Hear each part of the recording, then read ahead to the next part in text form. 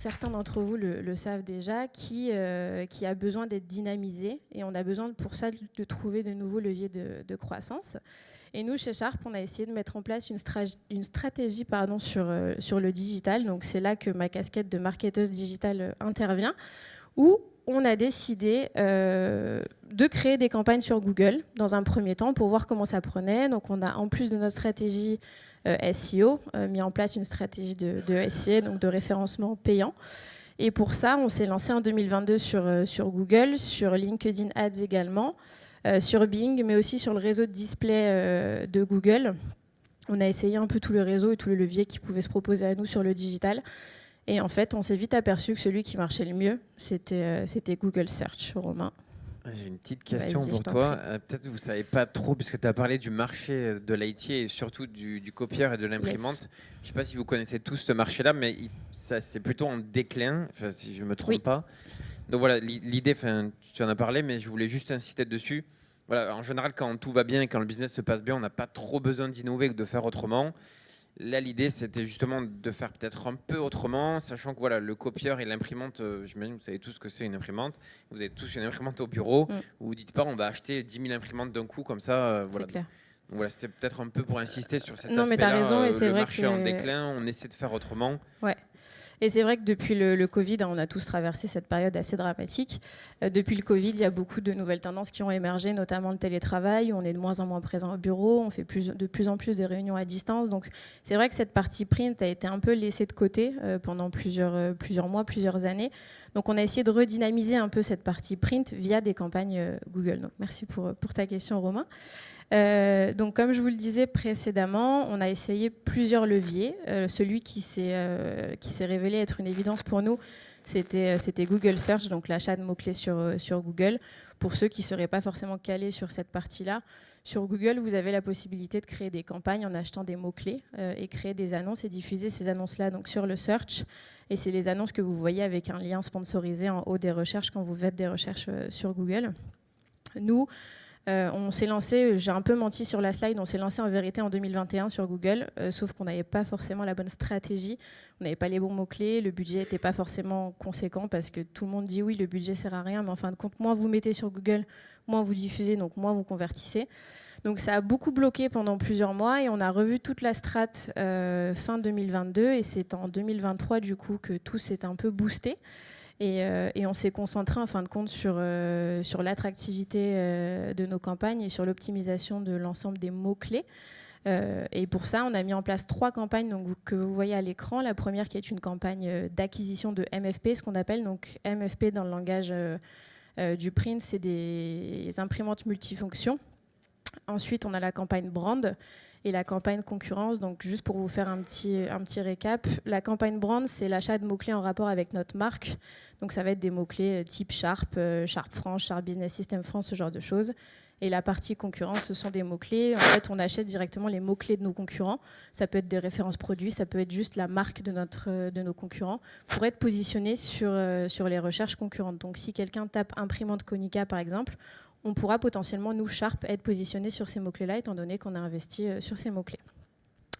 De manière générale, cette stratégie-là, elle nous a permis, en fin de compte, de redynamiser et la marque, mais aussi les produits Sharp.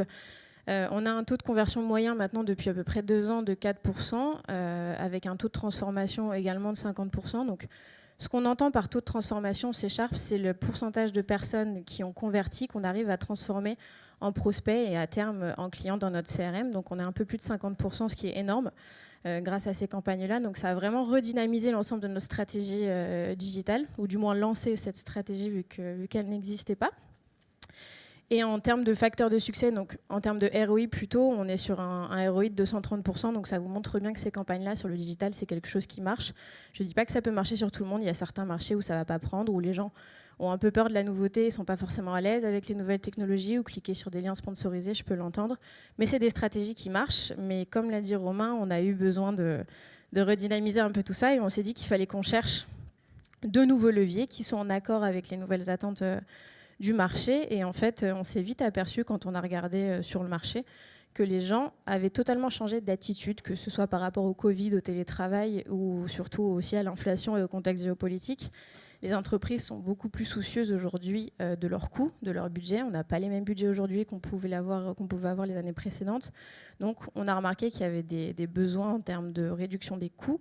Et en fin de compte, on s'est dit, on va faire un benchmark sur Google pour regarder quels sont les mots-clés qui sont les plus recherchés par rapport à cette catégorie ce thème de recherche. On s'est aperçu qu'il y avait de plus en plus de demandes par rapport aux tarifs, aux prix, aux coûts, aux devis, ce genre de choses. Donc on s'est dit qu'il fallait qu'on trouve un levier qui nous permettrait en fin de compte de proposer au prospect une solution qui lui permettrait à la fois de prendre contact avec nous, mais en fait d'avoir une réponse à sa demande. Donc c'est-à-dire qu'une personne qui va demander un devis, elle s'attend à avoir un prix, fondamentalement. Moi, la première, quand je fais des demandes de devis ou de prestations, si je demande un devis et qu'à la fin, j'ai pas de prix, je vais voir la concurrence et puis ça s'arrête là et on arrête le cheminement. Donc on s'est dit qu'il fallait qu'on trouve cette solution-là et en fin de compte, on a cherché. Et au début, on ne trouvait pas trop. Et après, on a trouvé du coup Leadseed. Donc pour être totalement transparente et vous raconter un peu l'histoire, j'étais sur Google. Et en fait, j'ai vu Konica sur Google en premier lien. Je me suis dit, oh, c'est cool, ils ont un lien, ils ont un devis, etc. Donc j'ai cliqué dessus.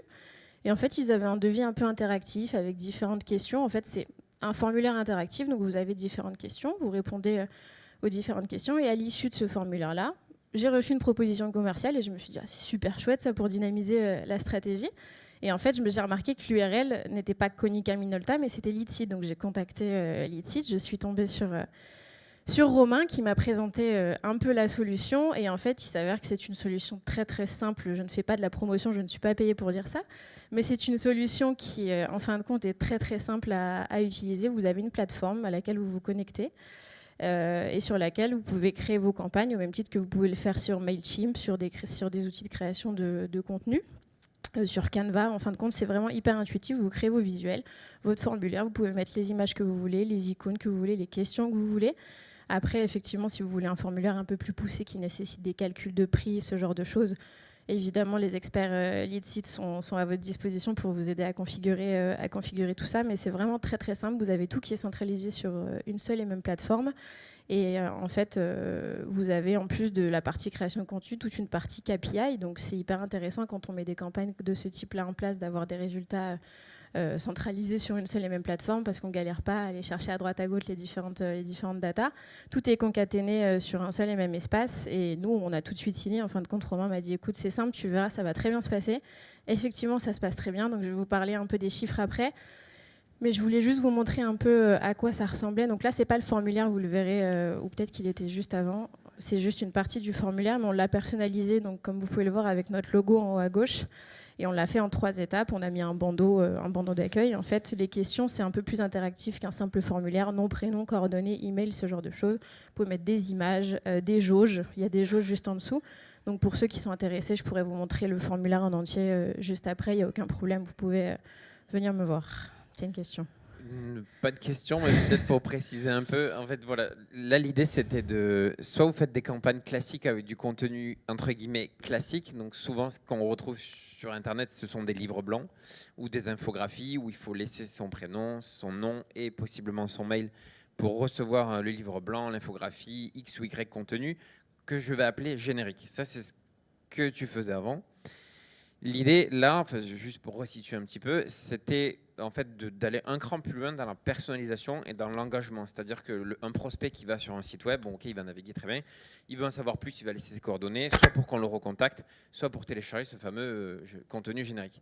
Là, l'objectif, c'est qu'il fasse lui-même son propre contenu. Donc ici, on parle de devis, puisque là, on est dans le bas du funnel, on va dire. Donc c'est vraiment un prospect qui a un vrai besoin, qui veut un prix, qui veut un produit, puisque là, on est très sur le produit et sur le prix. Mais en fait, le cheminement, c'est le même. C'est de dire, je suis un prospect, je vais sur le web, je suis intéressé par X ou Y service. En fait, c'est cool d'avoir de l'info, mais c'est encore mieux si c'est de l'info qui me correspond à 100%.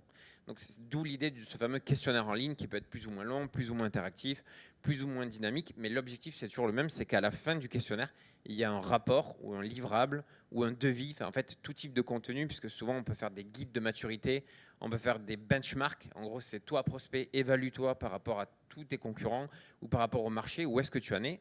Remplis le questionnaire. Et à la fin, tu as automatiquement, directement dans ta boîte mail ou directement en ligne, puisqu'on le voyait tout à l'heure, on peut le télécharger à la fin, ton benchmark ou ton contenu dynamique. Voilà, ici, c'est une proposition commerciale. Donc, un devis. Mais voilà, le principe, c'est ça. C'est plus d'engagement avec le plus de personnalisation possible et aussi aucun contact commercial dans un premier temps. Ça, souvent, même nous, en tant que possible customer ou prospect, c'est cool de parler à un commercial, mais c'est quand même mieux de faire son petit chemin dans son coin et à la toute fin, pourquoi pas parler à un commercial. Voilà, là c'était un peu l'idée de dire, le prospect, il a la main à 100%, il fait son questionnaire, là ici de 8 questions. Bien sûr, il y a le contact form et à la fin, il y a toujours ce fameux document qui est ici et un devis personnalisé. Ouais, et je me permets de rajouter aussi, vous avez une partie avec Leadseed où ils proposent une formation, donc nous qu'on va faire avec eux, pour un deuxième devis qui n'est pas axé sur la partie print, mais sur la partie plutôt solution IT. Et c'est vrai qu'en termes d'accompagnement aussi, donc là c'est le moment où je te congratule Romain, c'est vrai qu'en tant en accompagnement, ils sont hyper à l'écoute. Moi j'ai Mohamed au téléphone, je décroche mon téléphone, il me rappelle dans la minute si j'ai un problème, si je veux changer un icône, une couleur, ce genre de choses. Donc vraiment, le contenu est personnalisable et modifiable en fait, quel que soit le moment de la journée, de la nuit, peu importe, vous pouvez faire ce que vous voulez.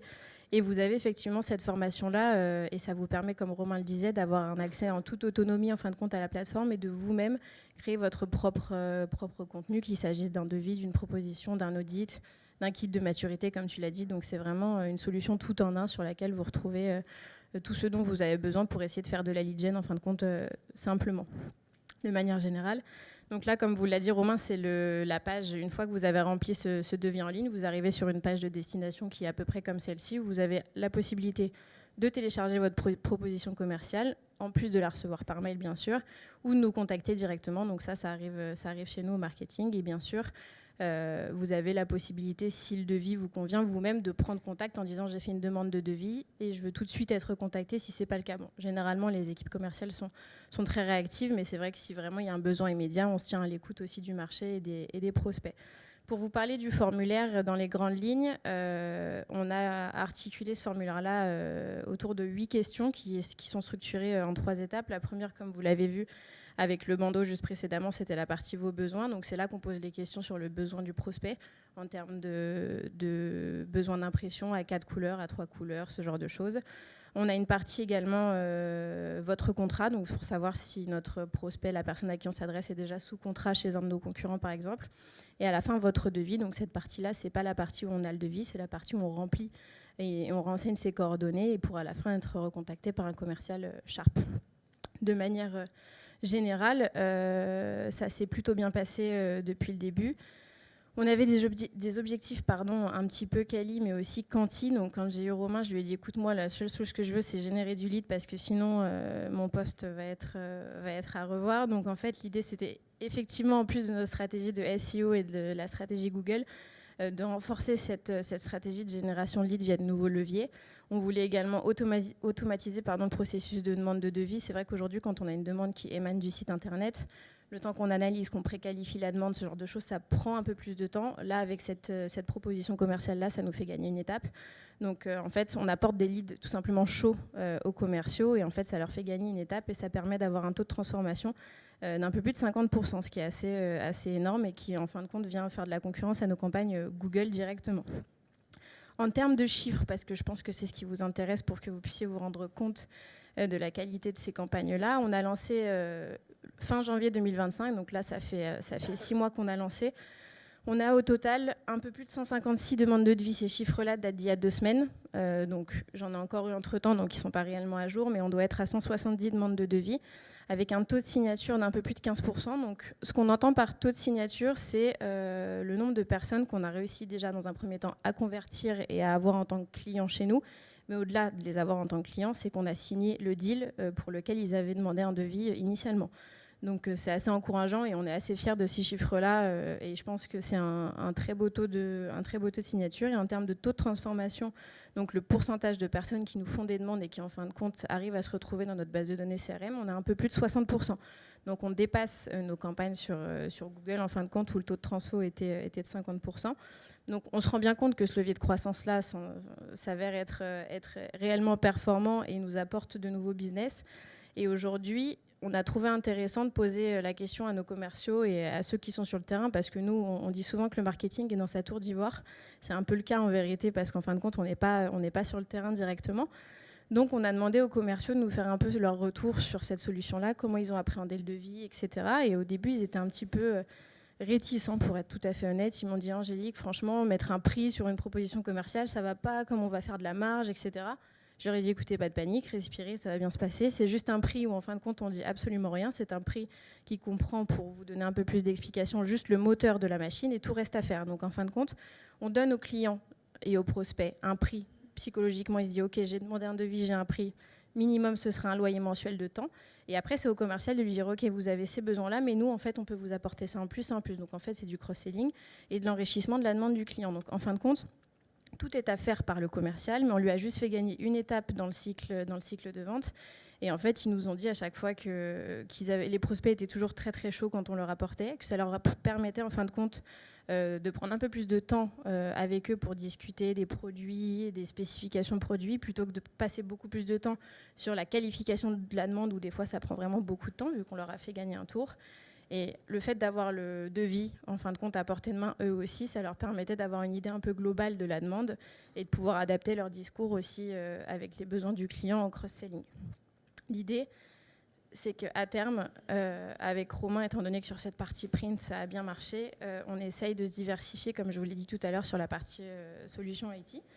Donc on va mettre en place un formulaire sur la partie également téléphonie dans un premier temps pour voir comment ça prend. L'idée, c'est pareil, de mettre à disposition en ligne un lien de demande de devis en ligne pour voir quel est l'état du parc de téléphonie des prospects qui peuvent être intéressés. Et en fin de compte, de lui mettre à disposition une proposition commerciale pour après revenir vers lui et essayer de compléter sa demande. On a également la possibilité via Leadseed, tu as oublié de le souligner Romain, c'est de mettre le lien du devis. Donc en fait, vous avez la possibilité d'avoir le lien de devis avec l'URL Leadseed, mais également d'intégrer directement le formulaire sur votre site. J'insiste sur ce point-là. Parce qu'aujourd'hui, on est tous très sensibles à la partie sécurité, à la partie phishing. Quand on voit un lien qui nous semble un peu bizarre, on n'a pas trop envie de cliquer. Quand ce n'est pas un lien qui est en rapport avec la marque pour laquelle on fait la recherche, on n'a pas trop envie de cliquer. Nous, on a intégré le formulaire directement sur le site Sharp. Donc, en fait, on ne se pose pas de questions. Quand on clique sur le site, on sait qu'on est sur Sharp et tout se passe bien. Donc, vous avez la possibilité déjà, dans un premier temps, d'intégrer ces formulaires-là sur votre site, mais également, pour essayer de maximiser les conversions et la lead gen, d'insérer ce devis, en fait, ce lien de devis directement dans la signature de mail de vos commerciaux, de vos techniciens, peu importe quelle que soit la taille de vos équipes. C'est juste un lien que vous glissez dans les signatures qui est différencié du lien Internet pour pouvoir avoir les bonnes datas en termes de conversion.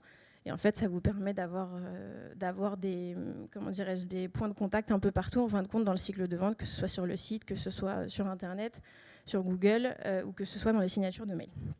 Donc voilà, et on va également tester avec Romain pour finir, après je te laisse la main, des campagnes d'audit en cybersécurité. Donc là, pas du tout une campagne avec une proposition commerciale à la fin, juste un audit où on va poser des questions pour essayer de comprendre un peu l'infrastructure informatique des prospects et à l'issue leur proposer un accompagnement ou une solution en termes de cybersécurité. Donc là, on n'est pas vraiment sur de la proposition commerciale pure, mais plus sur un accompagnement en termes de cybersécurité.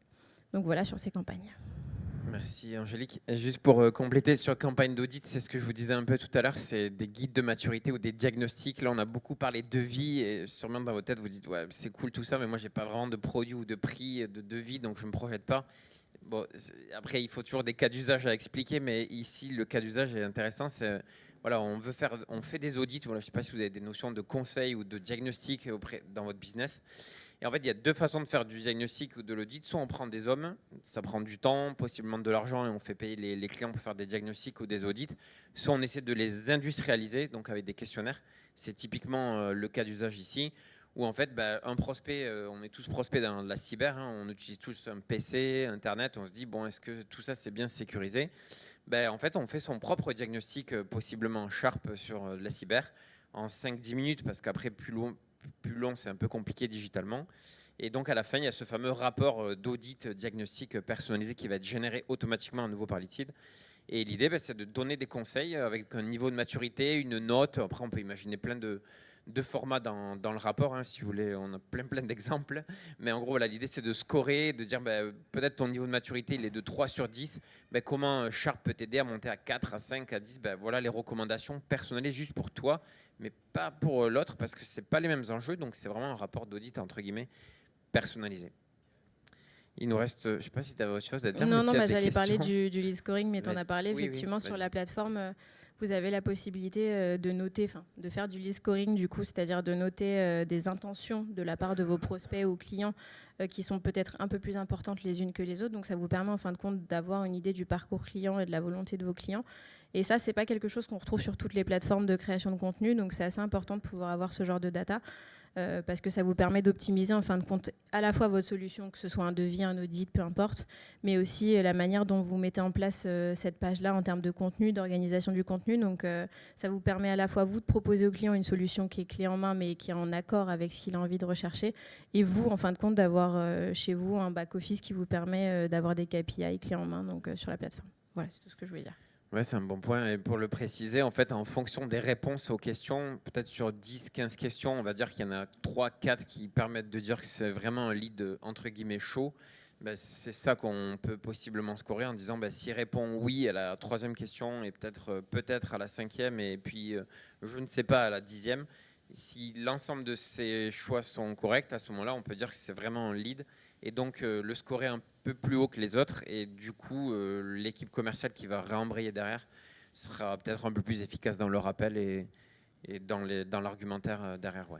Ouais, et autre point, et après je pense qu'on aura fait le tour de l'utilisation de la plateforme, mais on n'a pas forcément trop le temps de faire des fois des présentations qui récapitulent tous les résultats, parce qu'il y a déjà, quand il y a beaucoup de questions, c'est difficile de prendre les questions une par une et d'analyser les résultats. Sur cette plateforme-là, vous avez à la fois la possibilité d'exporter les datas en fichier Excel classique et de pouvoir filtrer en fonction des types de réponses que vous souhaitez, mais vous avez également la possibilité de demander un rapport consolidé directement via la plateforme. Donc vous choisissez la période pour laquelle vous voulez avoir ces datas-là concaténées dans un PowerPoint, et en fait la solution vous extrait un PowerPoint directement. Et je te vois sourire, mais c'est vrai que c'est un point important parce qu'on n'a pas forcément le temps. Et oui, je l'ai pratiqué. Incroyable. On n'a pas forcément le temps, en fin de compte, de faire des PowerPoint de 40 slides avec les analyses, etc. Et c'est vrai que d'avoir déjà un support clé en main qui après effectivement est adaptable, vu que c'est un PowerPoint, ça nous permet nous aussi de gagner un tour en termes d'analyse. Donc c'est vraiment une solution qui est clé en main. Ouais, en gros, ça fait un benchmark de l'ensemble des répondants à une question. Donc imaginons on a 170 réponse sur 10 questions, en fait, on va benchmarker chaque 10 questions en disant sur le panel de 170, il y en a peut-être, je sais pas moi, 50% qui sont intéressés par ça, peut-être 10% par ça. Donc ça permet de connaître un peu plus l'audience aussi, au-delà de la lead gen, de savoir un peu qu'est-ce que veulent les gens quand ils répondent à ces questions. Yes. Il nous reste 3-4 minutes, ou peut-être un peu plus, je ne sais pas s'il y a des questions, mais c'est peut-être le moment. On a été plus long que prévu. Est-ce qu'il y a des questions sur les questionnaires, sur les rapports, sur la lead gen? Oui. Ouais. Bonjour, j'ai pas très bien compris sur par exemple les campagnes d'audit. Ça veut dire que typiquement là c'est vous qui entre guillemets nourrissez la bête avec des données internes pour que vous puissiez produire un audit automatisé Alors c'est une bonne question. Ouais. Comment on crée le contenu du coup, si je comprends bien la question. En fait, nous effectivement notre métier c'est éditeur de logiciels. Donc notre métier à nous c'est de créer, l'outil qui est déjà créé, qui s'appelle Leadseed, de questionnaire en ligne et qui permet de générer des rapports personnalisés. Donc ça c'est notre métier. Après il y a 2 façons de faire. En général, le premier questionnaire et le premier rapport personnalisé dynamique, on le crée avec nos clients. Donc on les accompagne dans la création parce qu'il y a un petit process de questionnement de qu'est-ce qu'on met dans le rapport, etc. Donc on va les accompagner et souvent le contenu il est déjà là en fait. Ouais. Il y a plein de contenu partout sur le site web, sur des livres blancs, sur des infographiques, bref il y en a tellement. Et l'idée c'est, là nous notre idée c'est de dire quel contenu on va sortir en fonction de quelle réponse, quelle réponse au singulier ou quelle réponse au pluriel, puisque possiblement un contenu dans le rapport va dépendre de plein d'autres réponses du questionnaire. Du coup pour vous répondre, le premier on le fait avec nos clients. Et après, le deuxième et X, soit on les accompagne à nouveau, soit eux, ils prennent la main sur l'outil. C'est un peu ce que tu disais, Angélique. On les forme 2 jours en gros et on dit voilà un peu notre méthodologie de création. Et après, faites-le vous-même. Donc, en fait, soit on se positionne un peu en tant que conseil, soit on laisse la main et on est juste une plateforme et on dit utilisez-la. C'est nos codes en fait, c'est tout dans la plateforme. Voilà, c'est très très simple, mais c'est juste la façon de penser qu'est-ce qu'on met dans ce rapport. Qu'est-ce qui va, finalement, pourquoi le prospect va le faire et qu'est-ce qu'il va retenir de cette expérience-là. C'est vraiment toute la valeur est dans le rapport personnalisé. Pour compléter juste ta réponse, nous, pour vous donner un peu un cas concret, en fait, la première proposition, effectivement, on a donné un template Sharp, du coup, qui est charté avec nos couleurs, nos codes graphiques, ce genre de choses, qu'on a mis à disposition, du coup, de l'équipe technique de Leadseed, qui après ont adapté en fonction des scénarios qu'on voulait mettre en place. Si réponse 1 à la question A, ça va être cette slide-là qui va être affichée. C'est une logique conditionnelle en fait qu'il y a derrière. Donc en fait, on a fait tout un cheminement à la fois sur la partie PowerPoint, on a mis à disposition le template et un fichier Excel avec les différents scénarios en fin de compte qui permettait après à l'équipe lead site de configurer le formulaire avec une logique conditionnelle. J'ai répondu A et à la question 2, j'ai répondu B. J'ai cette slide qui va apparaître ce prix-là. Si j'ai répondu A à la question 1 et répondu A à la question 2, j'ai cette slide-là, etc. Donc effectivement, on a travaillé en étroite collaboration sur cette première proposition, mais vous avez toute la liberté de leur mettre à dispo la charte graphique, votre PowerPoint type chez vous, qui après on adapte en fonction des besoins du formulaire. Voilà. Je ne sais pas s'il y a d'autres questions. Oui. Ce sera la dernière, puisque je pense qu'il faut enchaîner, on me dit à l'oreillette. Oui, du coup, j'ai une question. Comment est-ce que l'outil se connecte au CRM derrière? Ouais, c'est une bonne question. Tu as parlé d'export tout à l'heure et je voulais embrayer, j'ai oublié. Oui, on a des API en fait. API donc on a déjà des intégrations avec HubSpot, Salesforce, Marketo, Eloqua, etc. Enfin, soit les outils de marketing automation, soit directement les CRM. Ouais. Donc on a déjà des intégrations en fait. Et on peut aussi faire des exports Excel si besoin. Voilà. En tout cas, si vous avez d'autres questions, n'hésitez pas, je reste juste sur le côté. Et sinon, on a un stand si vous voulez voir d'autres usages. Et merci beaucoup, Angélique. Merci à toi, Romain. Merci à vous pour bonne journée à tous. votre écoute et bonne journée.